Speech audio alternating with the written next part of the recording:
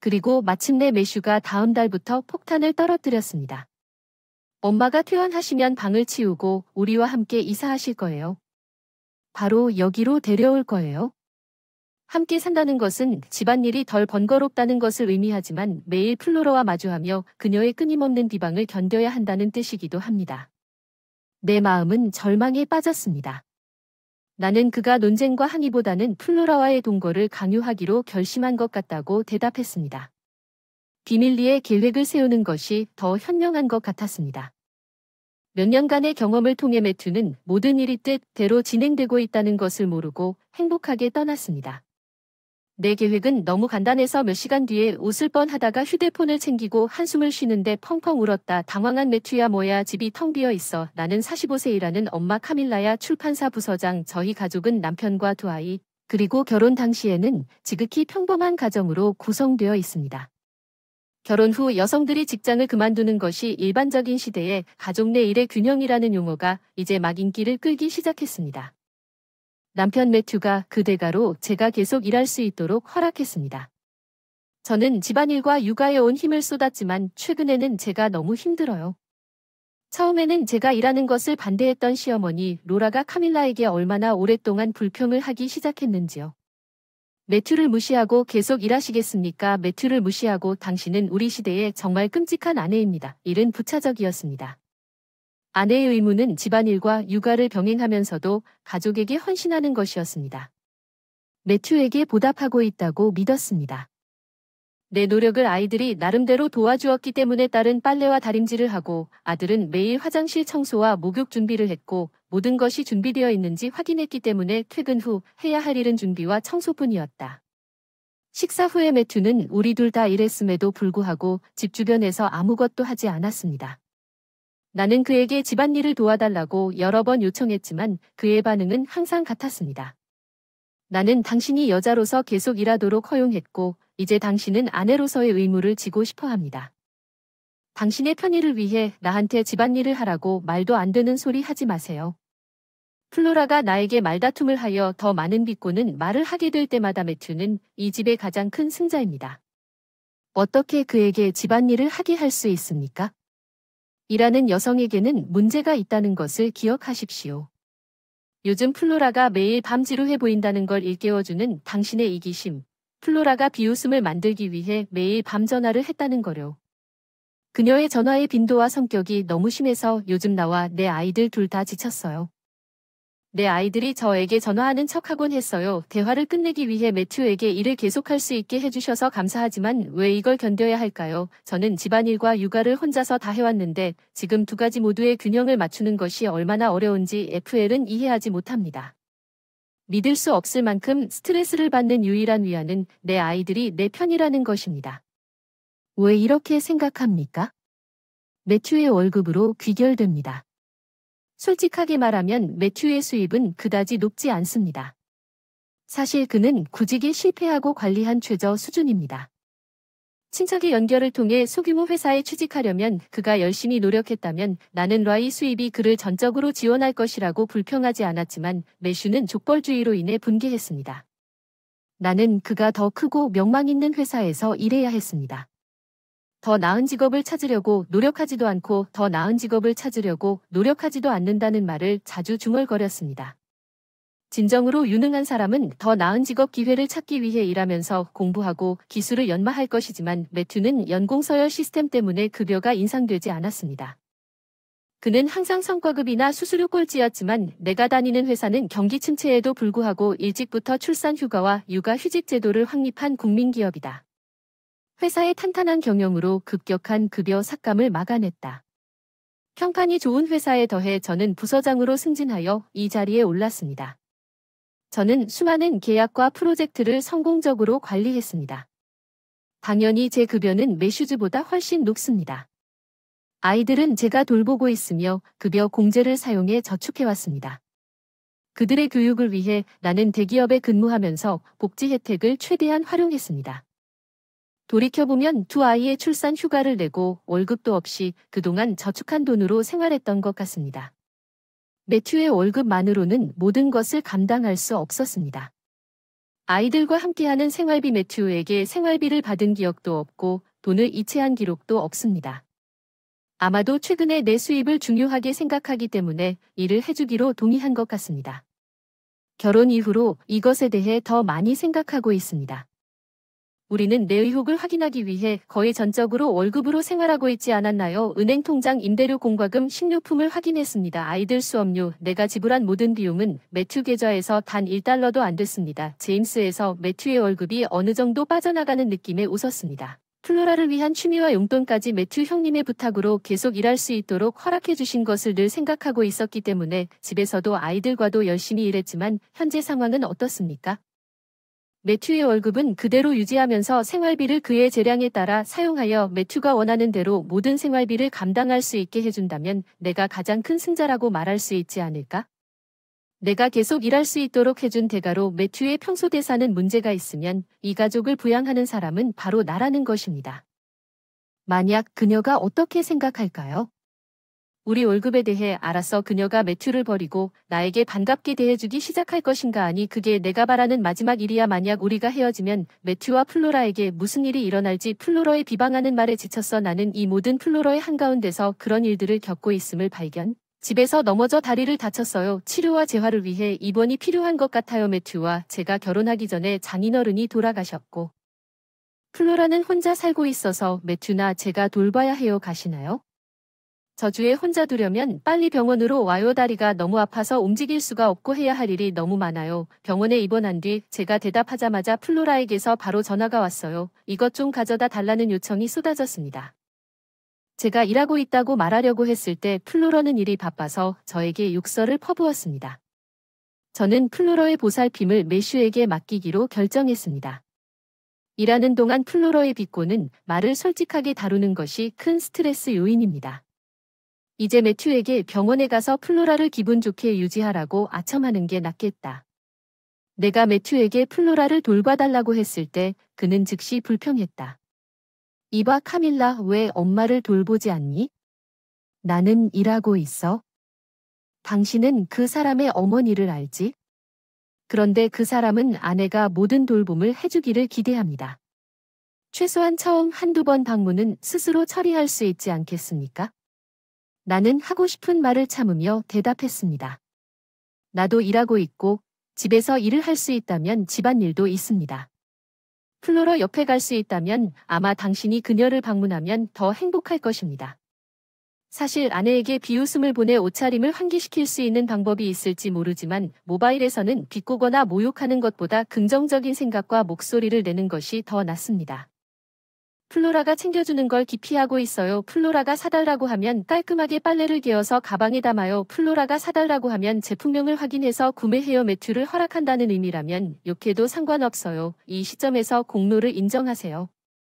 저는 플로러의 비꼬는 말을 전혀 듣고 싶지 않았습니다. 감사하게도 저의 접근 방식은 효과가 있었습니다. 플로러는 매일 활짝 웃는 얼굴로 매슈를 맞이하는 것 같습니다.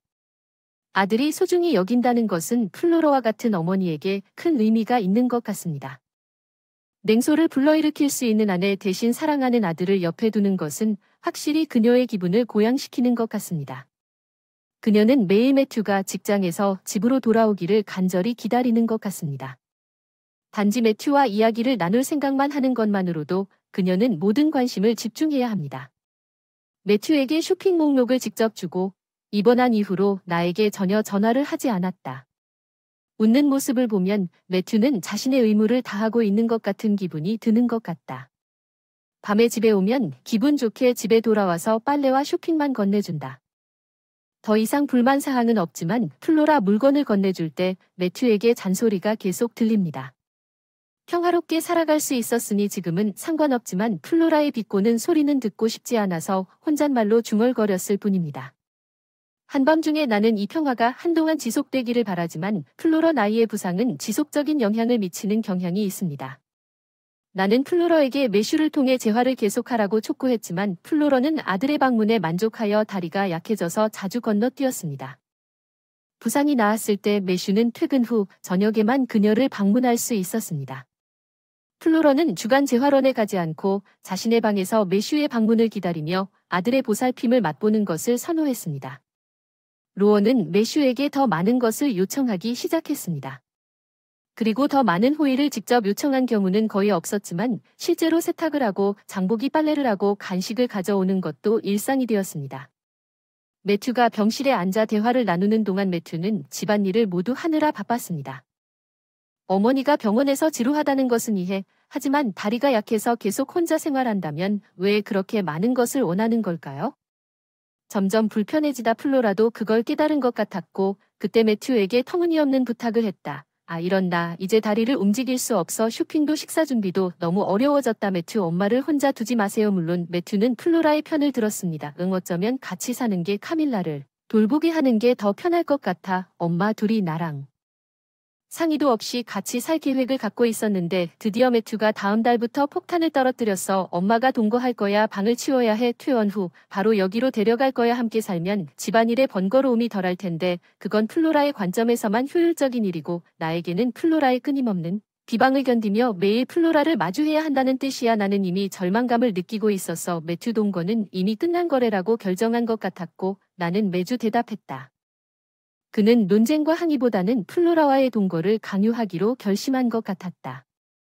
비밀리에 대책을 세우는 것이 더 현명해 보였다.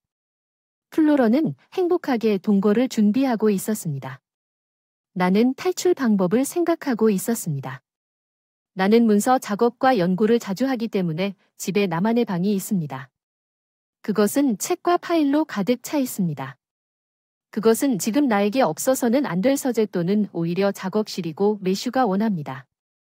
이 방을 비우면 일이 영향을 받을 것 같아 지금보다 늦게 집에 돌아올지도 모른다. 책장을 보며 중얼거리고 있었다. 이 책과 파일은 어디에 두어야 할까? 여기에 둘 수는 없을 것 같다. 버리거나 훼손해서 플로라와 함께 살려면 집에 두지 않는 게 좋을 것 같은데 드라마에서나 나올 법한 얘기 같지만 정말 책이나 서류를 버릴 수도 있고 게다가 플로라도 그럴 것 같아요. 그녀가 알고 있는 것들을 먼저 변경하는 것은 나에게 중요하며 내가 감히 불평한다면 그녀는 무지하고 매튜에게 도움을 청할 것입니다. 나는 그것이 중요한 문서라는 것을 몰랐습니다. 매튜 카밀라는 아무 이유 없이 나에게 화를 냈습니다. 나를 도와주세요. 나는 그녀가 상상할 수 있습니다. 그렇게 매튜를 껴안고 동거를 시작하면 이 집에는 위로할 곳이 없을 거예요. 일 때문에 계속 괴로워하고 신경이 곤두서 있을 거예요. 이 집에서 뭘 해야 할지 기다려요. 플로라가 오니까 기다려요. 이 집에 갑자기 생각이 났어야 했는데 왜 플로라를 다루기 전에 그런 간단한 해결책을 생각하지 않았습니까? 빈정거림과 간병이 나를 지치게 했을 것입니다. 참을 필요 없어. 내가 왜 그렇게 간단한 걸 모르고 혼잣말로 중얼거리고 바로 준비를 시작했다가 달이 돼서 플로레스 퇴원일이 다가온 매튜는 아침부터 들뜬 표정으로 하루 쉬었다. 야, 이제부터 몸조리 잘해라. 엄마가 입원했을 때처럼 내가 널 풀어줄 거라곤 생각하지 않았어. 매튜가 명령했지만 무시하고 주제를 바꿔서 여기로 가. 플로라는 꽤 오랫동안 병원에 있었지. 병원 음식은 맛이 없고 제한적일 거야. 미식가들이 불만족스러워서 퇴원 절차를 마치고 짐을 싸면 점심시간이 될 테니 쉬는 날 둘이서 맛있는 음식 먹으러 같이 드라이브 가는 게 어때요? 플로러가 좋아할 거라 확신합니다. 나는 매슈에게 넉넉한 현금을 건네주었습니다. 이 뜻밖의 횡재로 인한 생활비로 내가 계산한 월별 용돈보다 더 많은 금액이었습니다. 매슈는 동의했습니다. 응, 어쨌든 당신은 꽤 사려 깊군요. 엄마를 모실게요. 이 돈으로 운전해서 저녁 먹으러 전화할게. 집이 엄마를 위해 좋고 편안한지 확인해줄게. 매튜는 의심 없이 행복하게 떠났어. 내가 계획한 대로 너무 단순해서 웃게 돼서 거의 기대하고 있던 시간을 벌 수 있을 것 같아. 매튜와 플로라가 돌아오면서 나는 집 청소를 계속했다. 매튜와 플로라가 몇 시간 뒤에 돌아와서 한숨 돌리는데 휴대폰이 크게 울려 당황했다. 매튜야, 야, 집에 무슨 일이 벌어지고 있지? 매튜가 플로라를 데리러 떠난 후 나는 우리 소지품을 임대한 새 아파트로 옮겼습니다. 물론 매튜의 개인 물품 몇 개와 플로라의 이불만 방에 남겨두었습니다. 당신이 방을 치우라고 했기 때문에 나는 방을 비웠고 플로라가 함께 시간을 편안하게 즐길 수 있도록 거실을 마련했습니다. 나는 무심코 대답했고 매튜는 화를 내기 시작했습니다. 그게 그 사람을 우월한 위치에 놓을 거라고 생각해서 너무 낙관적이에요. 아니, 당신을 포함해 가족을 부양하는 사람은 나였어요. 당신은 월급을 플로라와 취미 생활에 대한 용돈으로 쓰고 있는데 아직도 우리 가게 예산에서 용돈을 요구하는 거죠. 어떻게 그럴 수 있나요? 당신을 제공자로 만드세요. 매튜는 내 반항에 충격을 받았지만 그의 결함 있는 논리로 반박하려 했습니다. 닥치세요. 나는 남자입니다. 이 집의 가장입니다. 당신은 아내입니다. 당신 아내는 나에게 복종해야 합니다. 가구를 지금 당장 가져오세요. 아니, 안 그럴 거예요. 거실 가구. 주방기구 다 내 월급으로 샀어요. 아, 그리고 아이들도 같이 있으니까 걱정할 필요 없어요. 그 집에 있는 건 다 내가 다 냈어요. 공과금 식료품 렌트해서 우두머리가 됐어요. 어떻게 나랑 상의하지 않고 플로러와 함께 살기로 결정하실 수 있나요? 저는 당신처럼 그렇게 이기적인 사람과 함께 살 수 없습니다. 괜찮아. 난 그냥 여기서 매튜와 함께 부유하게 살 거야. 아, 플로르는 매튜의 수입에 대해 모르나? 매튜만 그 정도만 벌면 부유한 삶을 살 수 있을 텐데. 그럼 안녕. 잠깐만. 카밀라 어디 있어? 매튜의 전화는 끝까지 듣지 않고 끊고 매튜와 플로라와의 모든 연락도 차단했다. 매튜의 형편없는 작은 회사 월급은 월세와 공과금도 겨우 감당할 정도였지. 매튜와 바닥에서 말다툼을 하는 모습은 상상만 할 뿐이었다. 쌓인 가족이 살던 쓸데없이 넓은 방에 이게 뭐야? 친구는 엄마에게 더 좋은 것을 드릴 생각이 없나? 닥치고 스스로 준비하다 재활원에 대해 불평하다 걷는 것이 너무 힘들다. 아무것도 하지 않는 엄마. 재활원을 건너뛰고 다리가 약해진 플로라는 집에서 훈련도 시도조차 하지 않았습니다. 자신이 원하는 대로 다리가 움직이지 않는 것에 좌절하여 한때 아들 매튜에게 무리한 요구를 하기 시작했습니다. 치매는 플로라의 연금을 추가하기까지 시작했고 그들은 가난하게 살고 있는 것 같습니다. 두 사람이 살기에 적합한 더 작은 곳으로 이사하는 것이 더 나을 것 같지만 매튜는 나에게 여러 번 연락을 시도했음에 틀림없다고 생각하지 않은 것 같았습니다. 그 이후로 매슈와 플로라와의 모든 통신을 완전히 차단했습니다. 물론 아이들도 이사 당시 연락을 차단했습니다. 저는 매슈에게 새 주소를 알려주지 않았고 그가 도움을 요청할 수도 없었습니다. 결국 그들의 생활 상황은 무너질 것 같았습니다. 아이들의 도움으로 나는 좋은 아파트를 계약할 만큼 돈을 벌고 있었고 아이들은 각자 자신의 방을 갖고 있었고 임대료가 조금 높더라도 침실과 작업 공간을 2배로 늘릴 수 있는 넓은 방을 확보했습니다. 매튜의 부재로 인한 절약은 만회보다 더 많았습니다. 왜냐하면 아버지의 하찮은 말에 지친 아이들은 이제 더 자유롭게 살았고 집안일을 돕겠다는 의지도 커졌으며 더 이상 아버지에게 혼나지 않게 되었기 때문에 아이들이 도와준다면 어떤 가족이라도 기꺼이 도와주게 되어 칭찬받아 마땅합니다. 아니면 고마워요. 그들이 뒤틀리지 않아서 다행이에요. 나중에 아이들이 기다리고 있던 아파트로 돌아가려고 했어요. 변호사를 통해 매튜에게 이혼 서류를 보냈어요. 매튜가 자기 자신과 플로라의 주인이었기 때문에 내 월급으로 가족을 부양하고 있어요. 그것만으로도 이혼 사유는 충분했다. 매튜는 자신의 견해를 내세우며 이혼을 거부하려 했으나 금전적인 기여도 하지 않은 채 가장이라고 주장하는 변호사의 능숙한 손에 의해 엘은 언어폭력, 경제적인 가정폭력으로 불렸다. 법정에 갔습니다. 매튜는 승소할 가능성이 없었습니다. 매튜와 플로라가 가져갈 생각을 참아라. 차는 이미 내 이름으로 되어 있었고 집은 임대되었다. 이제 집을 구입해서 감사했다. 누구도 불평하지 않고 일에 집중할 수 있었다. 아이들이 좋아하는 일을 하게 하고 싶었다. 지원 저축한 돈과 장래의 수입으로 그 사람들의 대학 학자금을 충당할 수 있을 텐데. 알겠습니다. 오늘도 열심히 일합시다.